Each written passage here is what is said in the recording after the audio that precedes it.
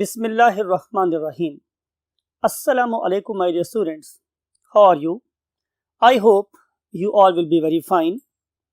और आप रेडी होंगे अंडरस्टैंड करने के लिए कि अगर हमारे पास म्यूटेशन हो जाती है तो उसके रिजल्ट में कौन कौन से डिसऑर्डर्स हैं जो हमें पढ़ने हैं।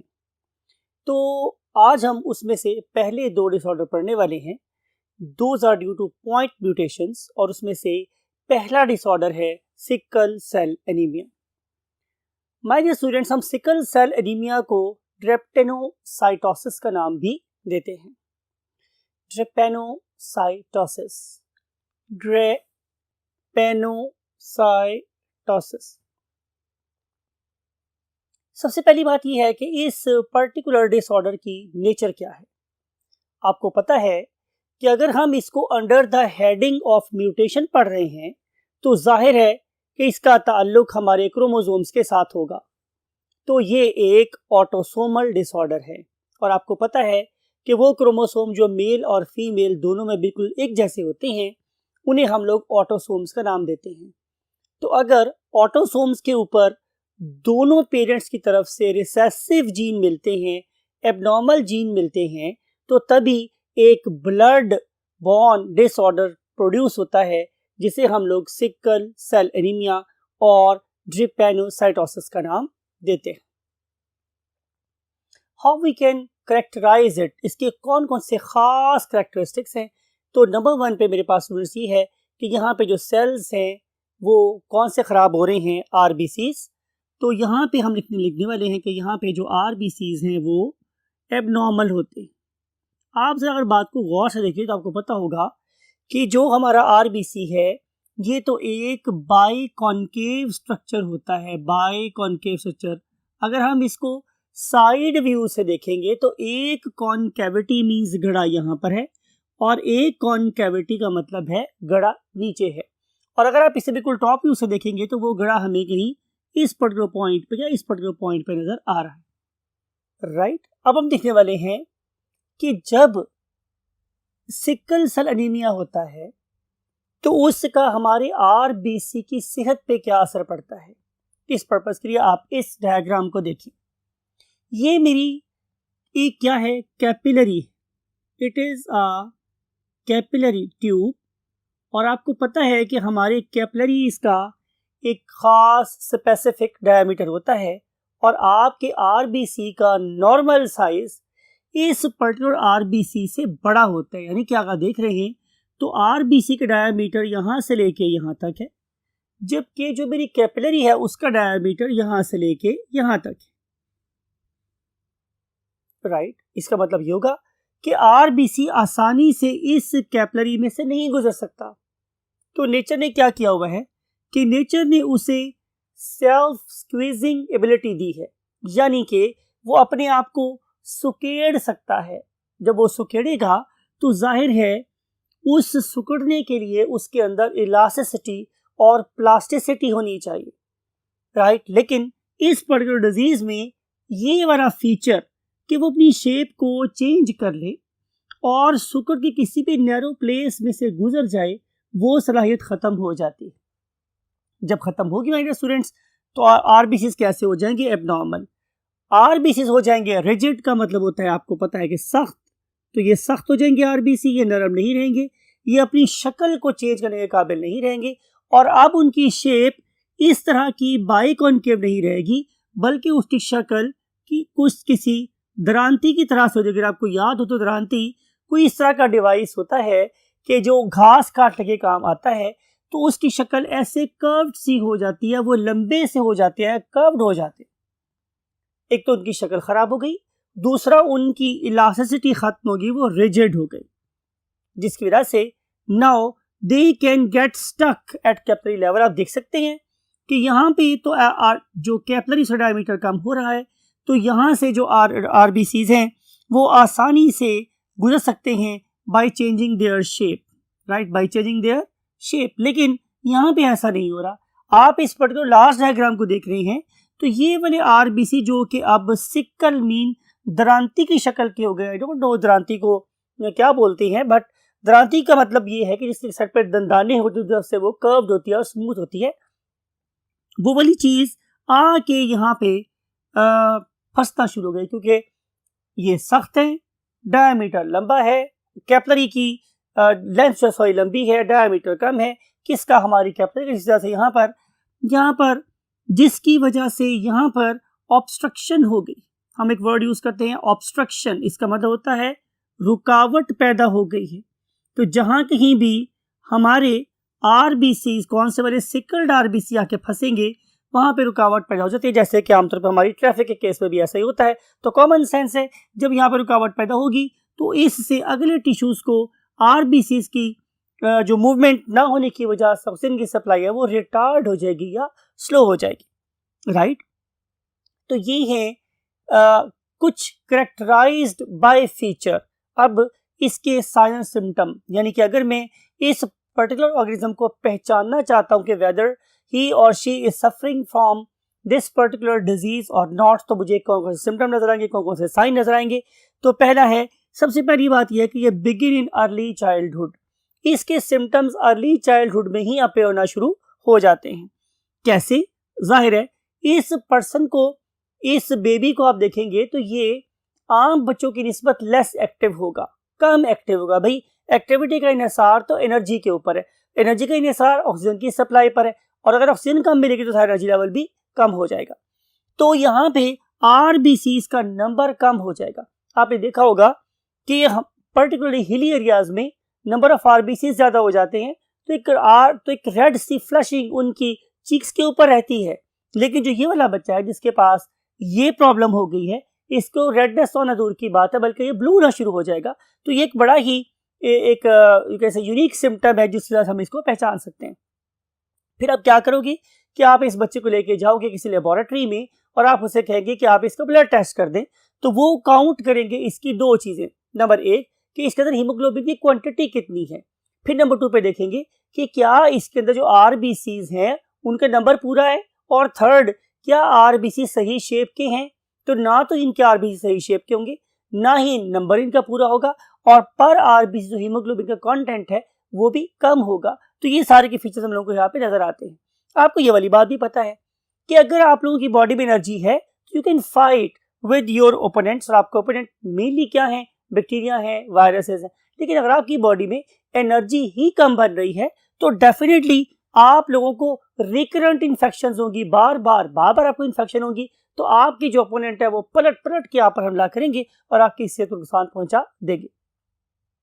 फिर इसके अलावा जो सबसे एक इंपॉर्टेंट फीचर है जिसको आप लोगों ने एज अ डिफरेंशिएटिंग फीचर अपने माइंड में रखना है, वो ये है कि वहां पे पीरियोडिक एपिसोड्स ऑफ पेन्स आते हैं।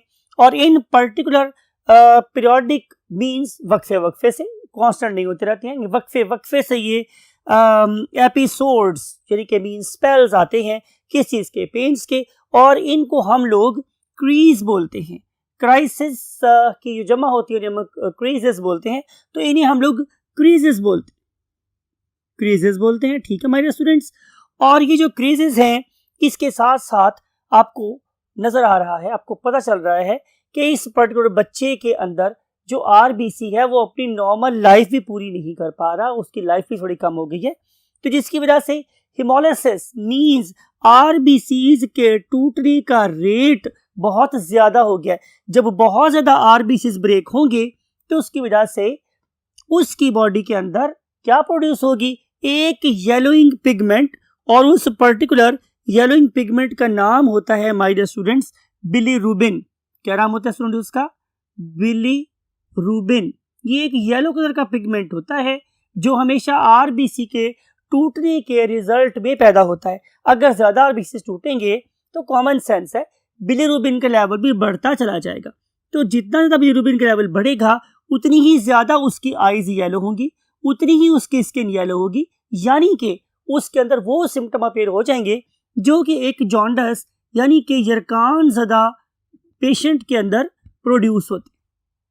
बात समझ आएगी आपको? तो ये चीजें आपस में रिलेटेड हैं। अगर आरबीसी कम टूटेंगी, कम हीमोग्लोबिन बनेगी, कम आईज येलो होंगी, कम स्किन पेल होगी, यानी कि जॉन्डिस का सिम्टम नहीं होंगे। लेकिन अगर आरबीसी जल्दी ब्रेक हो रहे हैं, ज्यादा बिलीरुबिन बन रहा है, ज्यादा बिलिरुबिन आपकी स्किन में, आपकी आईज में डिपॉजिट हो रहा है, तो वो सिम्टम में पैर होंगे जो जरकान की तरह के होते। बात हुई थी आप लोगों से हमारे स्टूडेंट्स कि अब हम थोड़ा सा इसको मजीद एलेबोरेट करना चाह रहे हैं कि जो हमारे पास क्रीजेस हैं उनकी क्या यू कैन से ड्यूरेशन हो सकती है, और फिर ये है कि वो हमारी किस किस जगहों पे ज्यादा अपीयर होते हैं। तो आंसर ये है कि ये जो क्रीजेस हैं ये घंटों से लेकर दिनों तक मुहित हो सकते हैं। बाज़ औक़ात जल्दी ठीक हो जाता है, बाज़ औक़ात ये सिम्टम दिनों तक चलते रहते हैं। इन्हें लोग क्या बोलते हैं? क्रेजेस। और ये क्रेजेस किसको अफेक्ट करते हैं? 3 चीज़ों को जो बड़ी वाइटल है बॉडी में। Number 1 is backbone.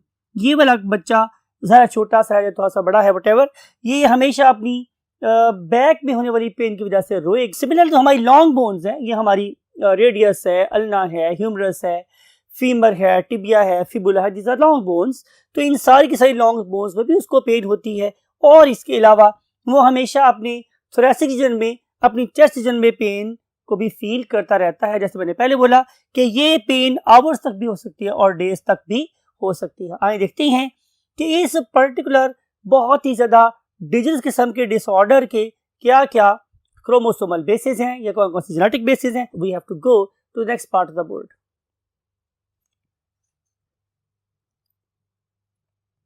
Yes my dear students, आपसे बात हो रही थी कि हम इस पर्टिकुलर डिजीज जिसका नाम था सिकल सेल एनीमिया, उसकी हम कॉजेज बात करेंगे, उसकी जेनेटिक बेसिस की बात करेंगे। तो इसकी जो कॉज है वो बेसिकली हीमोग्लोबिन के नॉर्मल जीन, जिसे हम लोग नाम देते हैं HbA। HbA is normal allele for haemoglobin. लेकिन अगर ये म्यूटेट हो जाती है, और म्यूटेशन भी इसमें किस तरह के हमारे स्टूडेंट्स पॉइंट म्यूटेशन है, तो उसके रिजल्ट में एक म्यूटेंट एलील प्रोड्यूस होती है and that very allele is called as HbS, that is called as HbS। तो इसका मतलब ये होगा कि ओरिजिन वाइज इस पर्टिकुलर डिजीज का ओरिजिन पॉइंट म्यूटेशन है एक नॉर्मल जीन की, जो बाद में ट्रांसफॉर्म हो जाती है into abnormal gene that is called as HbS। अगर किसी पर्सन के अंदर होमोजाइगस रिसेसिव कंडीशन डेवलप हो जाती है, मींस कि हम बात कर रहे हैं कि उसके अंदर HbS और HbS इकट्ठा हो जाता है, तो फिर यहाँ पे जो चेन प्रोड्यूस होती है हीमोग्लोबिन की वो नॉर्मल नहीं होती, बल्कि यहाँ पे एक डिफेक्टिव चेन प्रोड्यूस होती है। कौन सी वाली? Beta chain. आपको पता है कि हीमोग्लोबिन में 2 अल्फा चेन्स होती हैं, 2 बीटा चेन्स होती हैं। तो इसकी बीटा चेन खराब हो जाती है। जाहिर है अगर बीटा चेन खराब होगी तो हमारी हीमोग्लोबिन की फोल्डिंग भी कभी सही नहीं होगी, और उसकी वजह से जो हीमोग्लोबिन है वो भी कैसी प्रोड्यूस होगी? Abnormal haemoglobin. My dear students, क्या ऐसा मुमकिन है कि 2 नॉर्मल पेरेंट्स के यहाँ एक सिकल सेल एनीमिया वाला पेशेंट प्रोड्यूस हो जाए? तो आंसर इज यस। ये उस वक्त में पॉसिबल है कि जब ये वाला पार्टनर मीन फादर और ये वाली पार्टनर मीन्स मदर, ये दोनों के दोनों क्या थे? हेट्रोजाइगस थे फॉर दिस पर्टिकुलर ट्रेट। दोनों ही HbA और S थे। अब ये जो HbA है ये एक डोमिनेंट जीन है over the abnormal gene that is called as HbS। Similarly जो मदर हैं उनके पास भी HbA है जो एक नॉर्मल जीन है, डोमिनेंट जीन है। किसके ऊपर? HbS के ऊपर, जो कि रिसेसिव जीन है। तो ये वाला डोमिनेंट जीन इस रिसेसिव जीन को दबा के रखेगा, ये वाला डोमिनेंट जीन इस रिसेसिव जीन को सप्रेस रखेगा, जिसकी वजह से अपेरेंटली ये दोनों पेरेंट्स मीन फादर और मदर बिल्कुल ठीक है, उनके अंदर कोई एबनॉर्मैलिटी नहीं है। लेकिन चूंकि ये दोनों कैरियर थे, तो इस पर्टिकुलर फादर के गैमेट में भी अगर HbS प्रेजेंट है और इस मदर के एक्स में अगर HbS प्रेजेंट है, तो देयर आर 25% चांसेस कि ये दोनों रिसेसिव जीन्स इकट्ठे हो जाएं। और अगर ये दोनों रिसेसिव जीन्स इकट्ठे हो गए तो उसके रिजल्ट में जो बेबी है वो डेफिनेटली सिकल सेल एनीमिया का शिकार हो जाएगा। तो इस पर्टिकुलर कपल के यहाँ 25% प्रोबेबिलिटी है या चांस है कि इनके पास एक ऐसा बेबी प्रोड्यूस हो जाए जो कि सिकल सेल एनीमिक होगा। तो कंक्लूड हमने क्या किया कि डेफिनेटली 2 नॉर्मल पेरेंट्स के यहाँ एक एबनॉर्मल बेबी प्रोड्यूस हो सकता है। अब हम देखते हैं कि व्हाट इज इट्स डेमोग्राफी। इस पर्टिकुलर डिजीज के दुनिया में पाए जाने के चांसेस कहाँ कहाँ ज्यादा हैं? तो आंसर इज इन अफ्रीका, या फिर हम किसी ऐसे कपल की बात करें जिनका ताल्लुक मेडिटेरेनियन रीजन के साथ है, या फिर जो हमारे पास साउथ और सेंट्रल अमेरिका के लोग हैं और फिर मिडल ईस्ट के लोग हैं, यानी कि अल्हम्दुलिल्लाह ये वाली बीमारी हमारे इस एशिया के जोन में कंपैरेटिवली कम होती है। लेकिन बाहर इसका मतलब ये नहीं है कि हमारे यहाँ सिकल सेल एनीमिया के पेशेंट नहीं होते। हाउएवर इसका chance as compare to these areas हमारे यहाँ काफी ज्यादा कम है। फिर हम देखते हैं इसका ट्रीटमेंट क्या है। तो आंसर इज वेरी सिंपल। आज लाइक अदर इनहेरिटेबल डिजीजेस इसको भी हम स्ट्रेट फॉरवर्ड वे में ट्रीट नहीं कर सकते। जब तक मैं इस पर्टिकुलर जीन की जीन थेरेपी नहीं करता, मैं इसके स्टेम सेल्स को नहीं निकालता, मैं उसमें से एब्नॉर्मल जीन को निकाल के एक हेल्दी स्टेम सेल प्रोड्यूस करके दोबारा इस बेबी की बॉडी में नहीं डालूंगा, तब तक इसको ट्रीट करना मुश्किल ही नहीं नामुमकिन है। तो फिर हम क्या बात कर रहे हैं, अगर हम इसको ट्रीट नहीं कर सकते तो फिर क्या करें? सिंपल सी बात है, हाँ हम उसकी मैनेजमेंट कर सकते हैं, उसको हम कंफर्ट जोन में रख सकते हैं। तो कंफर्ट जोन में रखने के लिए हमें नंबर 1 पे क्या करना है, उसको सिम्प्टोमेटिक रिलीफ देना है। अगर मैं उसको सिम्प्टोमेटिक रिलीफ देना चाहता हूं तो सबसे पहली प्रॉब्लम क्या है, जाहिर है उसको पेन हो रही है। आपको पता है हमने क्रीजेस की बात की, जैसे क्रीजेस आ रहे हैं उससे बहुत ज्यादा स्पेल्स आ रही हैं पेन की, तो वन वे और the other I have to use some sort of painkiller. No, being doctor it is our job कि हम देखें कि उसके पेन की नेचर किस तरह की है। और याद रखिएगा हर पेन एक जैसी नहीं होती, मुख्तलिफ किस्म की जो पेन्स होती है उनका रीजन डिफरेंट होता है, तो हम उस पर्टिकुलर पेन के मुताबिक ही एक पेन किलर प्रेस्क्राइब करेंगे। So same painkillers can not be use to treat all the diseases. फिर हम बात कर रहे हैं कि अगर हो सके तो हम उसे काफी ज्यादा अमाउंट में फॉलिक एसिड दें। लेकिन याद रखने वाली बात है कि ये भी हम मेजर करते हैं, हम ब्लाइंडली हम अपने बच्चे को या अपने पेशेंट को बहुत ज्यादा अमाउंट में फॉलिक एसिड नहीं दे सकते, बिकॉज फॉलिक एसिड की बड़ी हुई कॉन्सेंट्रेशन बॉडी में भी खतरनाक होती है। लिहाजा हमने फॉलिक एसिड को मेजर करना है, उसी क्वांटिटी को देखना है और उसके मुताबिक हमने आरबीसी की क्वांटिटी को बढ़ाने के लिए फॉलिक एसिड की डोज को मॉनिटर करके एडमिनिस्टर करना है। तो हर चीज लॉजिकल है, इलॉजिकल यहाँ पे कोई बात नहीं हो रही। तो आपने आरबीसी की रिक्वायरमेंट के मुताबिक फोलिक एसिड की डोज देनी है अपने पेशेंट को। फिर हम चलते हैं मजीद आगे।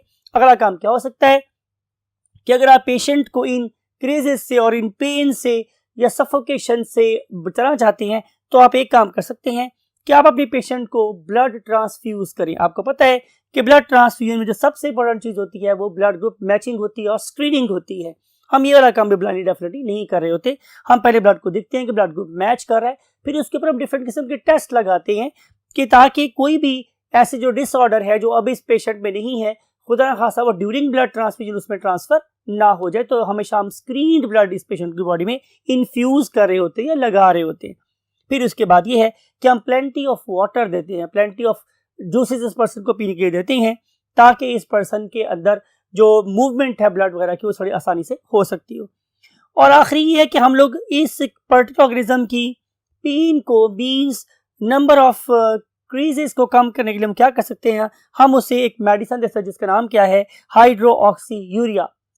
एक मेडिसिन जिसका नाम है हाइड्रोक्सीयूरिया, ये हाइड्रिया के नाम से मिलती है और इसका एक पर्पस है, वो ये कि ये नंबर ऑफ क्रीजेस को कम करने में इस्तेमाल होती है। रिमेंबर, आपको पता होगा कि जहां कहीं हम एब्रीविएशन लिखते हैं उसके बाद में डॉट लिखते हैं, तो चूंकि ये नंबर ऑफ क्रीजेस है इसलिए तादाद की बात हो रही है।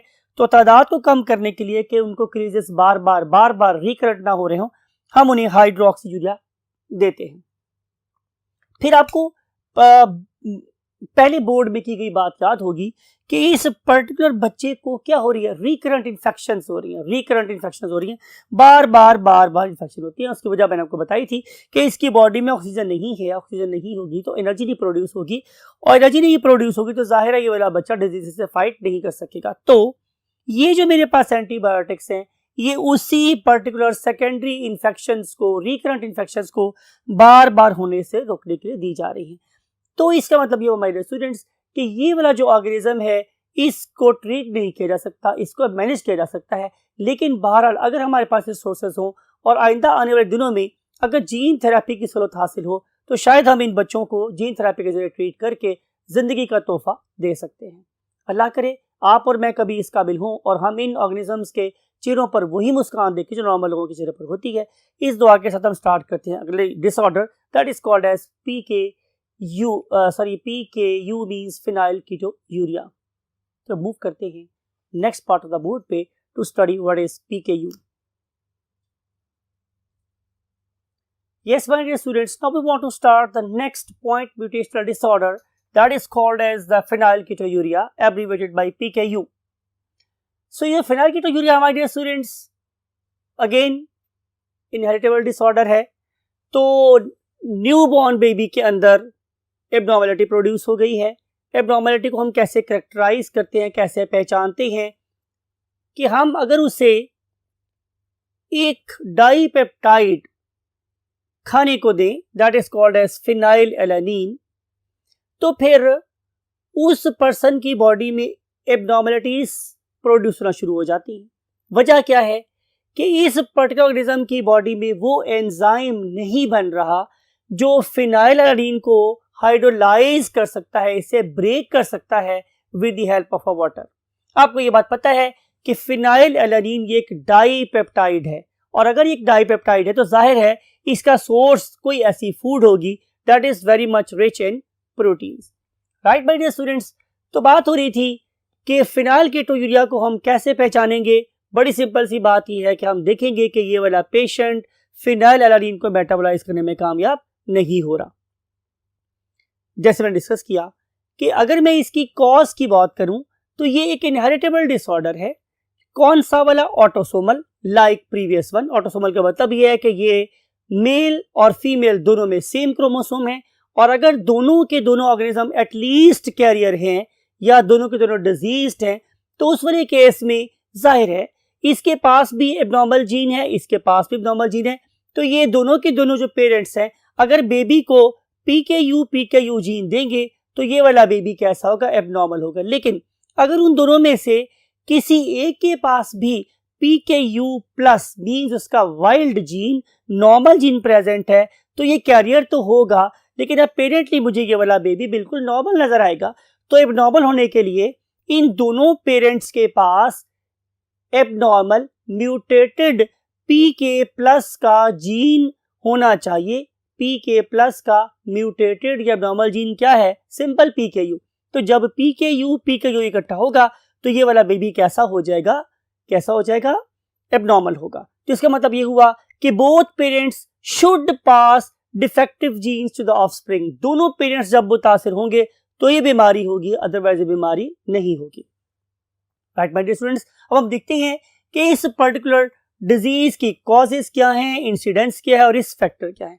जैसे मैंने आपको यहाँ इंट्रोडक्शन में बताया था कि हमारे पास एक डाईपेप्टाइड है फिनाइल एलानीन।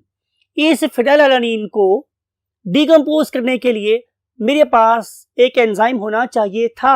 नाम क्या था? Phenyl alanine hydroxylase. अगर ये वाला एंजाइम हो तो फिनाइल एलानीन डिकम्पोज हो जाता है, और अगर ये वाला एंजाइम नहीं है जैसा कि PKU के पेशेंट में होता है, तो उसके रिजल्ट में क्या होगा? भाई सिंपल सी बात यह है कि इस पर्टिकुलर पेशेंट के ब्लड में PKU की वैल्यू बढ़ जाएगी। PKU का मतलब है फिनाइलकेटोयूरिया की वैल्यू बढ़ जाएगी, या आप इसे कह सकते हैं कि यहाँ पर PA की वैल्यू बढ़ गई है, फिनाइल एलानीन की वैल्यू बढ़ गई है। उसमें PKU होने का चांस बढ़ गया है क्योंकि फिनाइल एलानीन बढ़ गया है। राइट, लेकिन याद रखो कि एक पर्टिकुलर अमाइनो एसिड अकेला खुद मेटाबोलाइज नहीं हो रहा होता, उसका ताल्लुक ट्रांसएमिनेशन की वजह से और डिफरेंट किस्म के अमाइनो एसिड या कार्बोहाइड्रेट मेटाबोलाइट या किसी लिपिड मेटाबोलाइट के साथ भी हो सकता है, बल्कि डेफिनेटली होता है। अगर ये वाली चीज बढ़ रही है तो इसके साथ एसोसिएटेड दो और डिजीजेस, दो और एट्रीब्यूट्स भी बॉडी में बढ़ जाते हैं। राइट, इन बढ़े हुए PA फिनाइल एलानीन की वजह से उस पर्टिकुलर बेबी का CNS central nervous system damage होता है, और जिसकी वजह से उसका ब्रेन भी डैमेज होता है। और अगर हम देखें, अभी हम पढ़ेंगे कि इस पर्टिकुलर बेबी का सर आम बच्चों की निस्बत छोटा रह जाता है। वजह यही है कि ये वाला फिनाइल एलानीन उस पर्टिकुलर बेबी के न्यूरल ग्रोथ को अरेस्ट करता है, उसे डैमेज करता है, right. Yes my dear students, देखते हैं कि इस पर्टिकुलर डिसऑर्डर के सिम्टम क्या क्या हैं। तो सबसे पहली बात है, सिम्टम को देखने के लिए आपको अंडरस्टैंड करना चाहिए कि बेसिकली सिम्टम का मतलब होता है कि कोई चीज मुझे कैसी नजर आ रही है, मैं देख के पहचान लूं उसको कि ये काम हो रहा है। तो सबसे पहले हमें इस फिनाइलएलानिन के रोल को समझना है। तो फिनाइलएलानिन मेरी बॉडी में मेलानिन बनवाता है। अगर मेलानिन बनेगा तो मेरे हेयर्स ज्यादा डार्क होंगे, मेरी स्किन नॉर्मल से ज्यादा टेंड होगी, ज्यादा गाढ़े रंग की होगी, गहरे रंग की होगी। लेकिन अगर मेरी बॉडी में फिनाइलएलानिन की लेवल बढ़ गया है तो उसकी वजह से मेलानिन की प्रोडक्शन कम हो जाएगी। और अगर मेलानिन की प्रोडक्शन कम हुई तो हेयर्स का कलर और स्किन का colour as compare to other brothers and sisters of this guy will be less, यानी कि बालों का रंग भी हल्का होगा और जो स्किन का रंग है वो भी हल्का होगा एज कंपेयर टू उसके बाकी ब्रदर एंड सिस्टर्स के। तो इस लिहाज से हम कह सकते हैं कि इसके अंदर के बड़ा मार्क्ड सिम्टम जिसको देख के हम कह सकते हैं कि यसी में बी द पेशेंट ऑफ फेनिलकीटोयूरिया। फिर एक और चीज जिसको हमने जिक्र किया था अभी यहाँ पर कि जो पी के मींस फिनाइलएलानिन की जो बड़ी हुई वैल्यू है वो अफेक्ट करती है नर्वस सिस्टम को। तो यहाँ पे नर्वस सिस्टम कैसे अफेक्ट होता है? By means of some mental retardation. उस पर्सन के नंबर ऑफ न्यूरॉन्स कम होंगे और वो सोचने समझने की सलाहियत से कंपैरेटिवली मींस बाकी लोगों की निस्बत आरी होगा, ठीक है। उसके अंदर सोशल स्किल्स कम होंगे, वो लोगों में कम घुले मिलेगा, वो आइसोलेट होकर बैठा रहेगा, ठीक है। फिर जैसे मैंने बोला था, अगर नंबर ऑफ न्यूरॉन्स नहीं बढ़ेंगे तो फिर ज़ाहिर स्कल छोटी रह जाएगी। तो हम उसको उसके छोटे सर से भी पहचान सकते हैं कि ये वाला जो पेशेंट है he is suffering from a disease called as phenylketonuria. फिर जाहिर है अगर नर्वस सिस्टम ठीक नहीं है तो उसका बॉडी एक्सट्रीमिटीज पर जो रोल है, जो कंट्रोल है, वो भी कम होगा, जिसकी वजह से उसकी जर्किंग मूवमेंट होगी, राइट। उसकी मूवमेंट में रिदम नहीं होगा, उसकी मूवमेंट में एक फ्लो नहीं होगा, बल्कि वो जर्किंग मूवमेंट शो कर रहा होगा। तो उस पर्टिकुलर जर्किंग मूवमेंट को आपने फील करना हो तो you must see the extremities, you may see the arms, you may see the legs, तो आपको उस पे जर्किंग मूवमेंट नजर आएंगी। फिर अनयूजुअल पोजिशनिंग होगी, यानी कि ये वाला बच्चा एक ऐसी जगहों पर अपने हाथों को मोड़ के बैठा होगा, रख के बैठा होगा, जो आमतौर पर नॉर्मल बच्चों में नजर नहीं आते। तो इन सारे सिम्टम्स को देखकर हम आसानी से अंदाजा लगा सकते हैं कि ये वाला बच्चा पीकेयू का पेशेंट है। फिर इसके अलावा ट्रिमर्स क्या होते हैं? कप कपाते रहना, यानी कि इस बच्चे को अपने बाजू और टांगों पे वो कंट्रोल हासिल नहीं होता जो आम बच्चों को होता है, तो उसमें ट्रिमर्स आते रहते हैं, इसके हाथ कांपते रहते हैं। फिर इसके अलावा अगर ये बच्चा ज्यादा देर तक जगह पड़ा रहे तो उसके स्किन के ऊपर रैशेस भी डेवलप हो जाते हैं। तो ये सारी की सारी बड़े वाज़ेह तौर पे सिम्टम होते हैं कि जिसकी वजह से हमें पता चल जाता है कि ये बेबी फेनिलकीटोयूरिया का पेशेंट है। आइए देखते हैं कि क्या हम इस डिजीज को प्रिवेंट कर सकते हैं। तो आंसर इज किसी हद तक हम इसको प्रिवेंट कर सकते हैं। उसका वे हमारे पास क्या है कि आप उसे फिनाइलएलानिन फ्री फूड दो। अगर आप उसे फिनाइलएलानिन फ्री फूड नहीं देते तो क्या होगा? तो उसकी सांसों में से भी बुरी स्मेल आएगी। आपकी बुक वर्ड यूज करी है, माउजी या मस्टी स्मेल आएगी। और इस पर्टिकुलर माउजी या मस्टी स्मेल की रीजन क्या है कि उसकी बॉडी में फिनाइलएलानिन की कॉन्सेंट्रेशन बढ़ गई है। तो जब फिनाइलएलानिन की वैल्यू बढ़ जाएगी तो जाहिर है नॉट ओनली उसके ब्लड में उसका फैक्टर नजर आएगा, बल्कि उसके स्वेट में, उसके यूरिन में भी उसका इफेक्ट हमें नजर आएगा, उसकी सांसों में उसका इफेक्ट नजर आएगा। तो ये भी एक बड़ा वाज़ेह किस्म का सिम्टम है। तो इसको प्रिवेंट करने का जो हमारे पास वे है वो ये है कि आप, जैसे मैंने बोला, कि आप पीए फ्री फूड उसे दें। और अगर आपने उसे पीए फूड देनी है तो जो सबसे ज्यादा स्ट्रॉन्ग उसकी जो यू कैन से पॉइंट है या एरिया है वो है ग्रोइंग एज। खास तौर पे ग्रोइंग एज में आपने इस बच्चे को पीए फ्री फूड देनी है। मैं बार बार बोल रहा हूँ, फिनाइलएलानिन फ्री फूड देनी है। या अगर आपको जरूरत पड़े तो आपने कोई ऐसी फूड का इंतखाब करना है जिसके अंदर फिनाइलएलानिन की कॉन्सेंट्रेशन एक्सट्रीमली लो हो, बहुत ही कम हो, बिकॉज कि शायद जिंदगी और मौत के दरमियान में चंद मॉलिक्यूल फिनाइलएलानिन के हाइल हो सकते हैं। तो अगर हम उन चंद मॉलिक्यूल्स को उसकी लाइफ में से निकाल दें तो हम उसकी जिंदगी बचा सकते हैं। कौन कौन सी फूड फिनाइलएलानिन रिच है? तो answer is milk, eggs, artificial sweetener something like aspartame, they are very very rich in phenylalanine. आपने इसको पढ़ रखा है, आपने नाम सुन रखा होगा कैंड्रिल का, आपने नाम सुन रखा होगा सुक्रोल का। तो ये चीजें आपने इस बच्चे को कभी भी नहीं दे रही, बिकॉज के इनके अंदर फिनाइलएलानाइन है, और मैंने अभी बोला था कि चंद मॉलिक्यूल इस बच्चे की जान को ले सकते हैं। इसके अलावा आप इस बच्चे को पिलाएंगे एक खास किस्म की न्यूट्रिशनल प्रेपरेशन, उसे हम बोलते हैं लफिनेलिक। आप उस बच्चे को लफिनेलिक देंगे तो हमने उसको डिज़ाइन इस तरह से किया है कि इसमें प्रोटीन कंटेंट बहुत कम है, और ख़ास तौर पे इसके अंदर जो फिनाइलएलानाइन है उसकी कॉन्सेंट्रेशन एक्सट्रीमली लो है, राइट। ये एक और फीचर की हामिल है। हम बात कर रहे हैं लफिनेलिक की, कि इसके अंदर जो बाकी अमीनो एसिड है फिनाइल और एलानाइन के अलावा वो बहुत ज़्यादा बैलेंस्ड अमाउंट में प्रेजेंट है। मैं हमेशा बोलता हूँ कि हमारे इर्द गिर्द बहुत सारी इंफॉर्मेशन पड़ी हुई है, बहुत सारी दुनिया आबाद है। हमने उस पर्टिकुलर इंफॉर्मेशन को इस दुनिया में से इंसानियत के फ़ायदे के लिए चूज़ करना है, सिलेक्ट करना है, अपने के लिए सलीम को इंसान के फ़ायदे के लिए इस्तेमाल करना है। हमेशा मेरा इख्तिताम इसी बात पे करता हूँ कि अल्लाह रब्बुल इज़्ज़त हमें यह सलाहियत दे कि हम अपने गिर्द बिखरी हुई पॉजिटिव इंफॉर्मेशन को इकट्ठा करें और उसे इंसान के फ़ायदे के लिए इस्तेमाल करें। अल्लाह करे कि हम अपने इन सिकल सेल एनीमिया पेशेंट को और इन फेनाइल कीटोनुरिया पेशेंट्स को बहुत तरीके से लुक आफ्टर करने में कामयाब हो। आई वांट टू से यू अल्लाह हाफ़िज़।